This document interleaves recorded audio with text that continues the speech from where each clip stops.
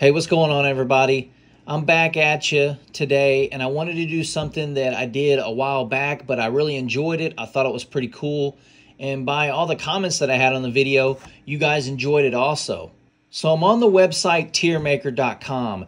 This is a pretty cool website that you can basically make your own tiers of whatever you type in here. So I started thinking what kind of list that I wanted to put together so I could rank for you guys. And one that came to mind was all the Konami games for the Super Nintendo. So if you look down here, this should be every Konami game for the Super Nintendo. If I'm missing some, let me know, but I think I'm just missing the Japanese games. I didn't put this together. This was pre-made, so it might be missing one or two. But whatever. Without any further ado, let's get into ranking all the Konami games for the Super Nintendo. And I'm just going to start up here and just bring up The Adventures of Batman and Robin. Now, such a cool game. This came out in 1994. One thing I don't like about it is that it's only a single player. The Genesis version is 2 players. One cool thing about it, though, is every level is unique. The Genesis version is more like Gunstar Heroes. It's those type of level design layouts. This one's more of a platformer. But with it only being 1 player, even though it captures just how awesome the animated show was in this game, I'd have to put it at a B. Next game we'll talk about is Animaniacs. This came out in 1994. It's kind of a weird game. You're basically looking for all these like movie props from different iconic movies like Indiana Jones and things like that. One cool thing about it is you can play with all 3 different characters. The game's platformer. It kind of reminds me of Rescue Rangers for the NES. It's a short game though, so I'm probably going to put it at a C. Next game, Axlay. I'm going to tell you right now, I love this game. This has the Mode 7 in it. It came out in 1992. It's a shorter game. It's pretty cool, though. It has vertical and horizontal levels. Great music. The visuals are cool. Very little slowdown. And I just really like this game. The bosses look awesome. A kick-ass soundtrack. This is one of the better shooters on the console. Up there with like UN Squadron and things like that. So I'm going to put that at A. Now, I might get a little flack for this one. Batman Returns. Let me start off by saying I love this game. It's a great beat-em-up that came out in 1993. I love how you can use all the gadgets to fight the enemies. Cool music, great visuals. I love the aesthetic of this game. I love the winter time that it's based in. Gotham looks awesome. The Batmobile section is cool. Here's the thing, though. I cannot give this game an A ranking or an S ranking solely because it's only a single player. So I gotta put it at B. I just can't understand why they just didn't add some generic character so 2 people could play this. That really hurts this game. I mean, if it was 2 players, it could be an A easily, maybe even an S. But with only the 1 player, I gotta put it at B. Next game is Biker Mice from Mars. I'm not gonna lie, I'm a sucker for this type of game. This isometric, like rock and roll racing type game. This came out in 1994. Pretty cool game. It's 2 players. There's cool power-ups. A couple bad things, though, is it's really hard later on in the game. They have some very hard tracks, and some of the turns come out of nowhere in this game. It doesn't look like it when you play it, but the game gets so hard the further you get, and some of these turns almost become impossible to make. I do enjoy the game, though, so I'm not going to lie. I'm going to put it at a B. And now you guys are probably going to kill me on this. Castlevania Dracula X. Came out in 1995. Here's the thing. This game has great visuals. The music's awesome. But the controls in this game just kill it, in my opinion. They're super stiff. I don't like the level designs very much. And it's weird because you think, oh, it's a Castlevania game. And it came out like 3 or 4 years after Castlevania 4. This is going to be incredible. No, This is just a port of Rondo of Blood, and Rondo of Blood is much better. Also, it has limited continues, which makes beating the game extremely hard. I'm going to put it at a C. I don't think it's a D, and I know it's not a B, so it's a C. Next game we'll talk about, Contra 3: The Alien Wars. Came out in 1992. What can I say about this game that hasn't been said? Everybody knows where this game is going. Amazing graphics, killer music, the bosses are awesome. I loved how they added an extra weapon that you could swap in between in case you died. You could store it so you would have it when you came back. It has the nuke bomb every single life, and you can gain more as you play. Such an amazing game. The co-op mode, come on, man. Like, this is top tier Konami quality right here. This is definitely going in the S tier. And I can't put it anywhere else. Even if I put it as an A, I would feel that I did it a disservice. This game is an absolute S and one of the best co-op games on the console. The next game we'll talk about is Cybernator. Now, a lot of people didn't play this game. It came out in 1993, and you play as a mech. Plenty of different weapons that you can upgrade and you can switch to and use while you're playing. The sprite work on this game looks incredible. There's hardly any slowdown, really tight controls. And here's the thing with this game. It actually has a story. You wouldn't think it does, but this game has a pretty awesome story with cutscenes. I thought that was cool. So I'll definitely put this in a B category. Next, we got Gradius 3, a 1991 launch title. Here's the thing. I love this game. I love that it has a power-up system that you can choose what you want to do before you start the level. You can switch out things that you want and don't want. There's a couple problems with this game, though. It's incredibly difficult, especially if you die late into a level. And the insane slowdown in this game. I cannot put it any higher than a C based solely off the insane amount of slowdown in this game. And some people like that because you can maneuver a little bit easier because the game's slowing down. This game has great bosses, but I just cannot put it higher than a C. It's really unfortunate too because I do enjoy the game. But I think, you know, Super R-Type is better than this game. We'll put it at a C. Next game, we got Superstar Soccer Deluxe. Now, you guys might not understand this or might not even ever play this game. But I'm going to tell you right now, this game is the best soccer game on the console, hands down.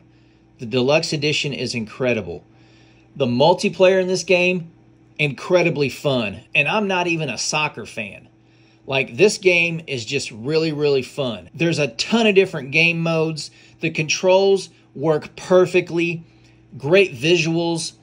I mean, this game is very good. And I'm probably going to surprise you guys by this. But I'm putting this in the A category. Like I said, the best soccer game on the console. Fucking cool as shit. And it's fun. That's the thing. If it's fun, it's going to rank high. And believe it or not, this game right here, even though it's a soccer game, it's really, really good. The next game we got is International Superstar Soccer. This is the original release. Deluxe up here is the sequel, and I played that. But I'm not going to lie, I've never played the original one. So what I'm going to do here is, instead of F, I'm going to change this to haven't played. Because I honestly haven't played this game. Which is weird, because I played the sequel. But for some reason, I just never played this one. But that's the thing. This game's probably awesome, too. If this game is an A tier, this is probably at least a B. But I got to put it here and be honest with you guys. I've never played this one. Anyways, moving on. The next game, Legend of the Mystical Ninja. Got to be honest here, you guys. This game's really fun. Two-player co-op. A great beat-em-up. Tons of action. I love how there's RPG elements in this game. This is definitely a standout title, and this was one that I was talking about recently with my buddy Ron, who has a channel called Ron Man Gaming. Make sure you go check that out. But me and him are always talking about just games in general, and the other day we were talking about Legend of the Mystical Ninja. Apparently, this is like a trilogy of games for the Super Nintendo, but we only got this one, but we didn't get the other ones. But this one right here, this is definitely going into the A category. Fantastic game, very replayable, fun. It's a top-notch game. I enjoy it. I love it. The next game we got is Lethal Enforcers. Came out in 1994. It's a light gun game. You can play co-op on it. You can use the controller also if you don't have one of the justifiers. But I'm not going to lie. I wasn't a huge fan of the arcade. I liked it. But when they ported it over to the Super Nintendo, it's pretty bad. There's no blood, obviously. They changed the color of the blood. And it's just boring gameplay, in my opinion. This game is not very good. I'm going to put it at D, obviously. The next game, Metal Warriors, came out in 1995. This is another game that has mech-based combat, which is really cool. It has an awesome multiplayer mode also. Great visuals, the controls work. And here's the thing, this is the same, the team that made this game was the same team that worked on Zombies Ate My Neighbors. So, like, I knew it was going to be decent. I was surprised at how awesome this game was. It's cool. You can, and then there's like different situations where you can jump out of your mech if it's getting damaged or destroyed, and you can go find another one. So I really enjoyed this game. I do not own it. It's a very expensive cartridge, but I have played it. So I'm gonna put this in the B tier. It's not good enough to be an A, but I think it's a very, very strong B. The next game we got here is NBA Give and Go. Now, here's the thing about this game. It was ported from an incredible, and I mean incredible, basketball game on the arcade called Run and Gun Basketball. And that game is phenomenal for the arcade. But when they ported it over to the Super Nintendo, I don't know, man. It does have real teams. The gameplay is like super sluggish. It's slow. The graphics are choppy, like mostly all the time. One cool thing, though, is it has a cool replay camera every now and then when you do like a flashy dunk or something. And it has an in-game announcer that sounds pretty cool. And you can play it 2 players co-op, which is awesome. But the gameplay is just really bad. It's not fun. And I rented this a couple times. And I was just so disappointed. I was just expecting greatness because I played Run and Gun. But this is nothing like that. They tried to make it, but the Super Nintendo just couldn't handle it. So we're going to put it in the D tier. The next game we got, NFL football. I played a couple football games for the Super Nintendo. I'm not going to lie, this was one of them that I hadn't played. So I'm just going to put this here and we'll move on. But from the looks of it, it's a pretty basic NFL football game, I guess. I don't know. Maybe I missed out on something great. Let me know in the comment section if you guys played this. Next game we got, Prince of Persia. Came out in 1992. I'm a super big sucker for rotoscope animation, as you all know. This reminds me of Out of This World and games like Flashback. So I did enjoy this game. It has tight controls. It's like a puzzle solving, like rotoscope animation platformer, I guess you could say. There's some slowdown, though, that really hurts the game. But it's very impressive because this game was made by one person, so I'm going to cut it a little bit of slack. And the reason that I'm going to put this game in the C tier is because one stupid thing about this game is it's timed. There's a 60-minute timer that you have to beat this game. And that just totally killed it for me. Because you could get very far in this game and just not have enough time to get through all the rooms to beat it in 60 minutes. I'm going to be generous and give it a C. I do like it, but it could be a D or a C. But I'm going to give it a C because I think the game is playable. In my opinion, the ones I put in D are not very playable. But these games that are all in the C tier are extremely playable. The next game we got is Sparkster. Now, you may not have remembered Sparkster. It came out in 1994, but there was a little game for the Genesis called Rocket Knight Adventures, and pretty much this is a sequel to that. This game is damn good. It's really, really fun, has good controls. The visuals look top notch. I love the mechanics in this game. It's just an awesome version of Rocket Knight Adventures. It's just not Rocket Knight Adventures. But I do like the bosses in this game. They're all really big and they look really good on screen. So I'm going to put this in the B category because this game is damn good. Next game we got, Sunset Riders. Came out in 1993, and everybody knows that the arcade of this game is incredible. I fucking love the arcade of this game. But even the Super Nintendo version was damn good. I love the co-op, obviously. This game thrives in co-op. I don't really play it at all, and I think it's kind of boring single player. I do enjoy this game, though. Great visuals. The gameplay is smooth. A couple things that hurt it, though, is it's just repetitive. There's really no replay value when you play through it once and then you go again. So it's kind of like, I don't know. I do enjoy it, though, but I do love the game. I'm going to give it an A, but the reason I can't put it higher is because I think it's just kind of repetitive. And there are some other games on this list that are beat 'em ups that you could say, well, those are repetitive also. Okay, you're right, but in my opinion, those games are more playable than Sunset Riders, like Contra 3. To me, I can play through that game way more times with a buddy than I can this one without getting bored. So I'm going to put it in the A tier. Next game we got, Super Castlevania 4. Came out December 1991. I mean, come on, guys. You know this game's incredible. Top tier level design, top tier music, rewarding gameplay, epic bosses. I love just playing this game. Is so cool, and I can't believe it came out so early into the lifespan of the Super Nintendo. Like, this game just blew me away. And whenever you hear people talk about this game, they talk about it with high praise, just like I am. And that's why this game is going into the S tier. It deserves no other place but at the top. The only thing that kind of hurts it, but it's still an S, is that the game is a little too easy, some people say. I can see that and I can understand that, but yeah, dude, this game, it's going in S. I'm not putting it anywhere else. It's too good. Just the music alone blows me. Not even the game. Just turn this on and just look at the intro to this game.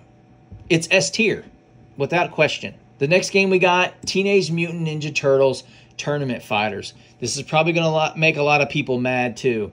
This is a one-on-one fighting game. I liked it. I rented it back in the day. A couple bad things, though, is there's some characters that are broken in this game. They're extremely strong, and I don't know, they're extremely overpowered compared to the other fighters. I like it, though. The Super Nintendo version has 2 extra characters, Shredder and Chrome Dome, which is cool. You can play a couple different modes, like head-to-head, or you can do like a tournament mode, which is cool. They were trying to bank on the popularity of Street Fighter 2 with this and use the Turtles license accordingly. It is a playable game. I rented it and played it and enjoyed it. I'm probably not going to put it anywhere in A or B. It's going to go into the C tier. I liked it. It's fun. It's kind of cool because you can just make the computers fight each other and watch the matches. That's something you didn't see very much back then, and I thought that was kind of cool. But yeah, I'm going to put it in the C tier. The next game we got, Teenage Mutant Ninja Turtles 4, Turtles in Time. Come on, y'all. One of the best beat-em-ups of all time. The insanely awesome co-op in this game is so fun. I love every single thing about this game. I love the levels. The music is just legendarily good. There's extra stages in this version, but from the arcade, there's some extra levels that weren't in the arcade, which is cool. Easily going to the top in S tier. Come on, you guys. Like, if you were a fan of Turtles back in the day, this was a constant rental. If not, you owned it. Like, I mean, I rented this game dozens of times. It was so fun, and it never got old.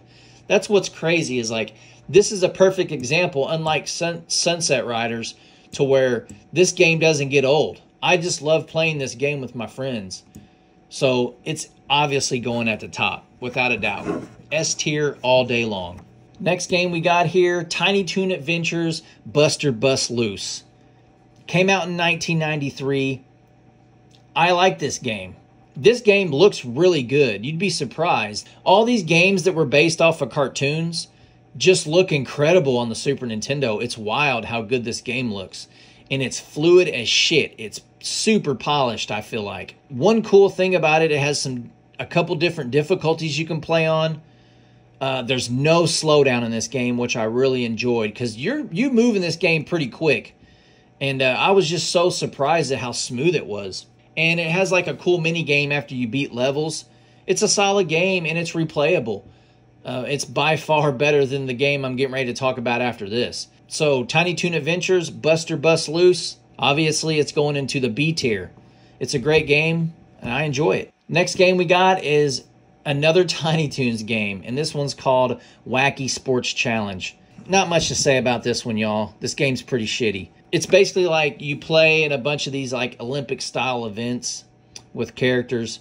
One cool thing about it, though, I guess, is that you can use the multi-tap on it for the Super Nintendo, which not many games use the multi-tap. So that's kind of cool, but just some of the things that you can do is like bungee jumping, hammer throw, and there's kind of like an obstacle course you can do. I don't know. It's not very fun or engaging at all. Even though it's 2 players, it's still not fun. I'm going to put this in the D category. And the last game we'll talk about, Zombies Ate My Neighbors. This is another example of a game that was pretty solid as a single-player game, but when you add 2 players, it just makes this game go to the next level. I love this game. I love playing this game co-op, but one bad thing about this game is it's extremely hard. But I do like that it has a password system because there's like 1 billion levels in this game. Beating it is not easy, and you're not going to do it in one sitting. So I'm glad that it has a password system, and it helps you really get your money's worth. This is a game that if you paid full price back in the day, you got your money's worth. It says 55 levels on here, but I'm pretty sure there's around 70. There's more than 55. So this is a great deal. It's a great package. I love playing this game. And basically you just run around trying to save the neighbors and not dying. And there's like power-ups you can get. Some of the bosses are really cool. And I love how you can has like day and nighttime effects. So at nighttime, the enemies are stronger. And they have different enemies that are out at night, like werewolves and stuff that aren't out during the day. In the daytime when you're playing the game. I just thought that was cool. And there's like tons of different levels in this game. And they tried their ass off to make each one of them different looking. It's pretty bizarre how much work went into this game. This game is going to the A tier. I love this game, you guys. And it's top notch. It's super fun. So that's my list, you guys. But before I go, I kind of wanted to do something else. Because in my opinion, these are all S tier titles. But I think out of these 3 games, I could rank those also, even though they're all in the S tier. And that's what I'll do real quick. Out of these games, in my opinion, the best game is Castlevania 4. If I had to go next, I'd probably put Turtles in Time and then Contra 3. Only because I'm a huge Teenage Mutant Ninja Turtles fan. I feel like these could be swapped though, but this game right here is going to be top tier S. That's not moving. As for the A tier, the best game in this row right here is obviously Zombies Ate My Neighbors. I'd probably put Legend of the Mystical Ninja next. Axlay. And I got to put Sunset Riders and then Superstar Soccer Deluxe Edition. As for the B tier, this might make you guys a little bit upset. I'm going to keep Adventures of Batman and Robin. That game's great. But I'm going to grab Sparkster and put it all the way over here. This game is damn good. And if Rocket Knight Adventures wasn't so amazing, this game would get more love. I'll keep Batman Returns right here, even though Biker Mice from Mars is really good. I'll keep that, and I'll move Biker Mice to the back here. I'm going to put Metal Warriors next. And I'll probably put Buster Bust Loose, Cybernator, and swap these. That's the B tier. Adventures of Batman and Robin, Sparkster, Batman Returns, Metal Warriors, Buster Bust Loose, Biker Mice, and Cybernator. In my opinion, the best game in the C tier is going to be Gradius 3. I know there's some massive slowdown, but I do really enjoy it. And then I guess I'll put Dracula X. I don't really like this game a lot, but I think it's the second best game in that tier. I'll put Tournament Fighters next, Prince of Persia, and then Animaniacs. The D tier, Not much to talk about here. Probably the best game, though, is Give and Go. This game's terrible, and this game's even worse. And then down here at the bottom, I got Haven't Played. Yeah, Superstar Soccer. Even though I know this game's probably right here with it. But I haven't played it, so I'm going to be honest. I'm going to put it like that. And that's my list, you guys. If you have any suggestions or how do you guys think I did, leave it in the comment section below. I enjoyed doing these, so hopefully you guys like them. Anyways, talk to you later. And like I say at the end of every video, we all can't help everybody, but everybody can help somebody. Peace out, y'all. Take it easy.